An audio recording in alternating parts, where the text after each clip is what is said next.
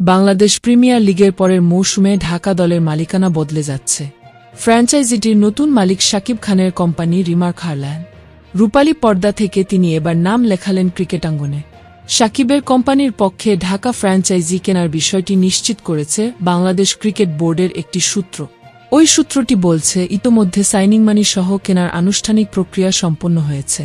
প্রসাধনী ও home care পণ্যের প্রতিষ্ঠান রিমার্ক হারল্যান্ড, আর এই কোম্পানিটির পরিচালক শাকিব খান।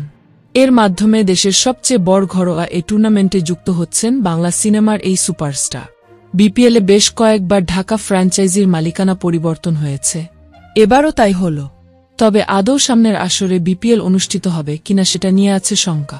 দেশের বর্তমান রাজনৈতিক বিভিন্ন পরিবর্তনের সাথে সাথে ক্রীড়াঙ্গনেও পরিবর্তনের হাওয়া লাগা শুরু হয়েছে।